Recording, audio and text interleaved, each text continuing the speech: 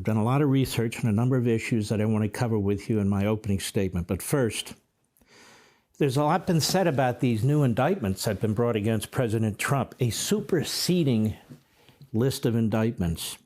And I want to get into this so-called superseding list a little bit later. But that said, what everybody's missing here is President Trump didn't delete a single video. How do I know that? I read this indictment. He is charged with trying to get employees to delete videos, attempted to delete Mar-a-Lago security footage sought by the grand jury investigating the mishandling of government records. So these records were not deleted. They have all the video, over 9 months worth of video. So what they're doing here is piling on with a he said, he said. They're trying to get somebody to flip one of these individuals, a maintenance man, an IT person, you know, the little people they're going after. Because the truth is, the rest of their case is very, very vulnerable. This is vulnerable too, in my view, but it's very, very vulnerable. I want to get into that in a second, but before I do, I want you to look at this chart to demonstrate to you that when Merrick Garland said, we're going to have a special counsel, the purpose of a special counsel is to have a prosecutor who's outside main justice to bring in fresh faces, fresh blood, so you don't have a conflict of interest or an appearance of a conflict of interest. It's not to set up your own federal government law firm with unlimited resources, 60 prosecutors and investigators to target a former president of the United States. And that's exactly what's taken place. Jack Smith was sent to The Hague because he was a lousy, overzealous, failed prosecutor who formerly headed the Public Integrity Section of the Department of Justice. And I want to get into this. Who was Jack Smith? He was chief of the Public Integrity Section from 2010 to 2015. Who did he report to ultimately? Eric Holder. And you're going to see Eric Holder has a lot to do with a lot of the people who are now involved in hunting down Donald Trump. He served under Attorney General Eric Holder. He oversaw the IRS targeting of the Tea Party during the Obama administration. He oversaw the failed, ultimately, prosecutions of Governor McDonnell, of Senator Menendez, of Senator Edwards. He worked with FBI Director James Comey as head of the Public Integrity Section. He worked with FBI General Counsel Andrew Weissman, who you're quite familiar with, as head of the Public Integrity Section. Does this sound like a man who is independent from the Department of Justice? Does it sound like a man who's independent from the Democrat Party? He was chosen on the recommendation of Lisa Monaco, the Deputy Attorney General, who had multiple positions, senior positions in the Obama Department of Justice, also primarily under Eric Holder. Her deputy, Marshall Miller, worked with Smith for years in the U.S. Attorney's Office in Brooklyn and recommended Smith to Monaco, as the story goes, who in turn recommended Smith to Merrick Garland. Out of all the people they could have chosen in America, they go to The Hague to bring back Smith because he's a hitman. Judge Beryl was the judge who oversaw all these motions that were filed by the Trump lawyers and the government. She ruled 100% against Donald Trump, 100% for the government. And she's since retired, but the damage is done. Who's Judge Beryl? How? She worked for former Democrat Senator on the Hill, Patrick Leahy, for 10 years. That was her claim to fame. And she, of course, was appointed by Obama. And let's go through several more of these people. We have a gentleman by the name of David Harbach. He is typically the chief litigator for Smith. He's known him a long time. Former special counsel to FBI Director James Comey. I'm trying to show you the incestuous relationship. These people coming out of Main Justice, the U.S. Attorney's Office, mostly Democrats, Democrat operatives. They've known each other for decades. So have many of the judges who were appointed. They come out of Main Justice and so forth and so on. This is why Republicans don't have a chance when they're caught up in something involving the Department of Justice, the U.S. Attorney's Office, in the District of Columbia. They don't have a chance. The grand juries are chosen from a population that voted 5% for Trump, 93% for Biden. And the courts, I'll get to in a minute, lopsided Democrat, lopsided Obama and Biden. More about this fella Harbach. He's a real nasty bird. He served with Jack Smith in the public integrity section, top official there. He prosecuted Bob McDonnell, John Edwards, and Bob Menendez. And he was in a Florida courtroom the other week making outrageous arguments in front of Judge Cannon, who I've had second thoughts on. I actually think she's now doing a pretty good job as I read all the transcript and so forth. She's actually doing a pretty good job. Let's see how it turns out overall. She's not one of these D.C. judges, which I'll get to in a second. We have Jay Bratt. Who's Jay Bratt?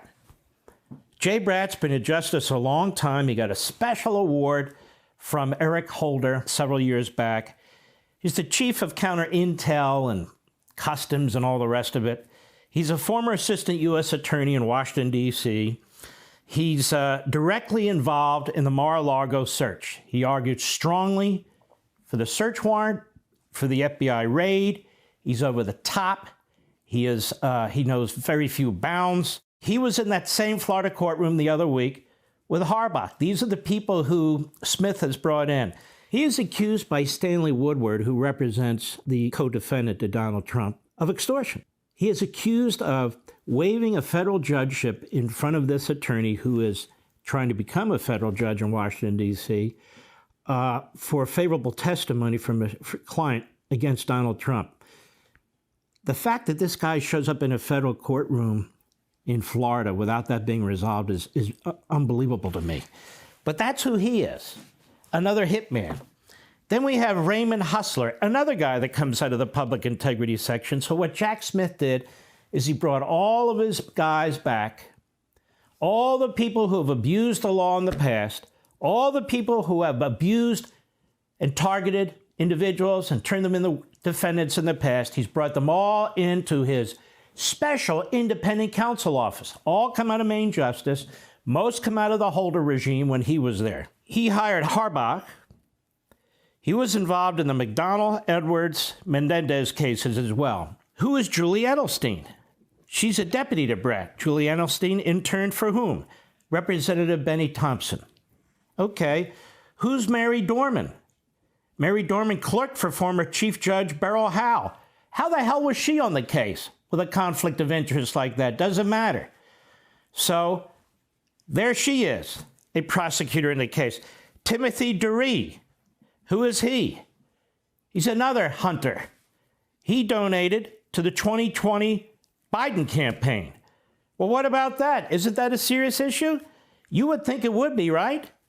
And there's more. This is what I found after many, many hours of investigation. And the funny thing is, Judicial Watch has sued the Department of Justice and the Special Counsel's Office because they won't release the names of all their personnel. Can you imagine that? We knew all the people who worked for Mueller. Why?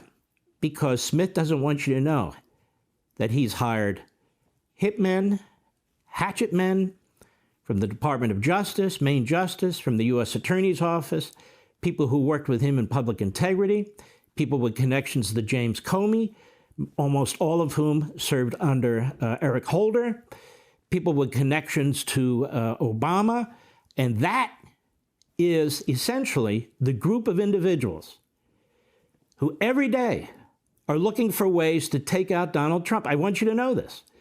And every day are looking for ways to take out the people who work for Donald Trump or worked for Donald Trump. And of course, they're trying to interfere with the election.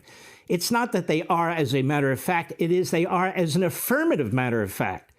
They are of the same mindset as the prior group that worked so hard to interfere in the last election, which was pointed out by U.S. Attorney Durham. Nothing has changed over there. And by the way, this guy Weissman, Andrew Weissman, became head of the Enron task force. You know who appointed him to be head of the Enron task force when he was Assistant Attorney General for the Criminal Division? Christopher Wray, the current FBI director who Chris Christie has vouched for, of course. So this whole thing stinks.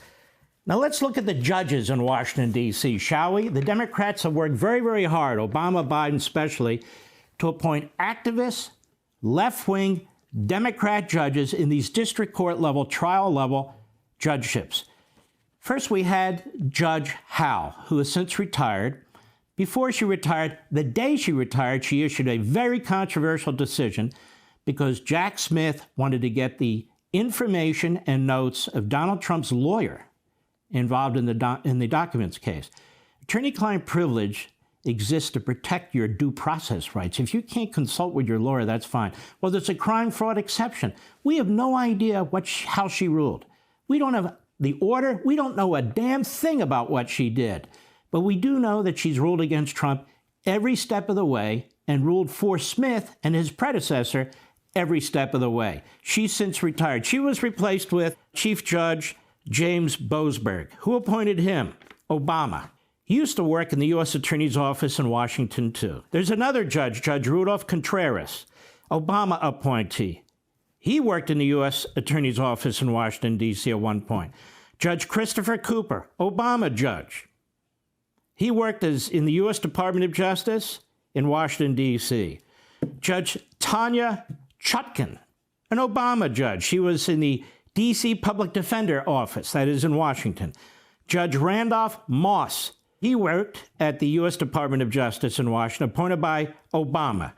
Judge Amit Mehta worked in the D.C. Public Defender Office, appointed by Obama. You have Judge Timothy Kelly, appointed by Trump.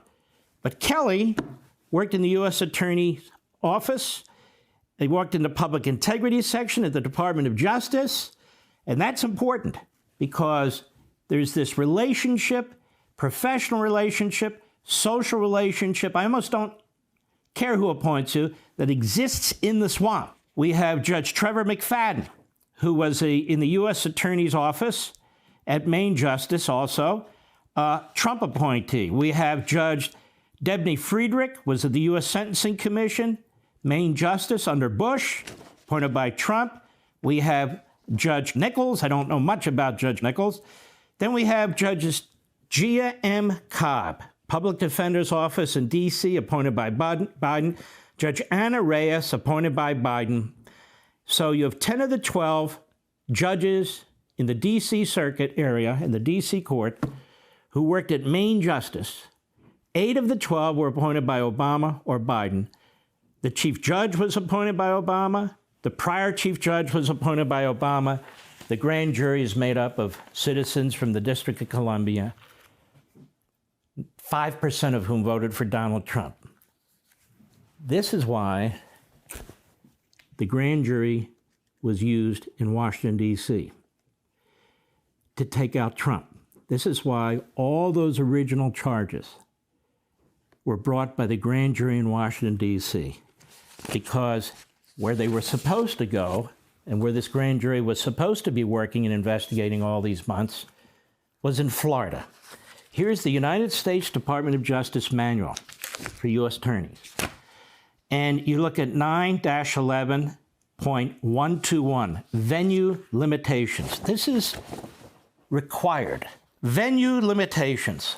One sentence. A case should not be presented to a grand jury in a district unless venue for the offense lies in that district. The documents case is in Florida. All the work was done in Washington, D.C. These lawyers for Donald Trump need to file a motion. They shouldn't wait for the trial. They ought to file a motion to dismiss for prosecutorial misconduct, and because they changed the venue, the basis of venue shopping, I would call it. And so all these charges should be thrown out. The rules of the Department of Justice are 100% clear, and grand jurors are supposed to be chosen from the district in which the activities took place, and any charges would be brought. That was clearly violated. They should immediately bring a motion to dismiss the search warrant. I talked about this the other week. It's a general warrant. It would end the entire case. They should have a Franks hearing, that is, a hearing with the judge on the basis for the warrant, the information that was in the warrant, and whether any exculpatory information was concealed from the court. So there should be also a motion to dismiss for prosecutorial misconduct involving Jay Bratt, who was in the judge's courtroom in Florida for allegedly extorting one of the defendants in the case, the attorney for one of the defendants in the case. That is still under secret review by a judge in the District of Columbia. This case belongs in Florida. all of it. One other point involving this deal that fell through with Department of Justice under Biden. I think a lot of people are missing another fact. This judge in Wilmington is not part of the social, professional swamp of judges in Washington, D.C. She's in Wilmington, Delaware. I looked at her background. She has no connection to those people. An honest judge with integrity who is not biased makes a huge difference in this country. That's what happened. The Biden lawyers and the Department of Justice are used to being rubber stamped. The Department of Justice has been rubber stamped all throughout the Trump investigation. That is, the judges have upheld virtually every single thing they've wanted to do, including all the abuses. This judge is not part of that circle. She's in Wilmington. The judge in Florida, Judge Cannon's not part of this circle. That's why they trash her and they're trying to influence her. She's not part of that circle. So that's what's important to understand when people say, how did they expect to get away with this? Because they're used to getting away with it. Except when you move outside of Washington. Don't get me wrong. The courts aren't perfect. But when you move outside of Washington, you actually have a chance at justice and due process. That's what happened in Wilmington. Let's hope it continues. And that's hopefully what will happen in Florida. Hey, Sean Hannity here. Hey, click here to subscribe to Fox News YouTube page and catch our hottest interviews and most compelling analysis. You will not get it anywhere else.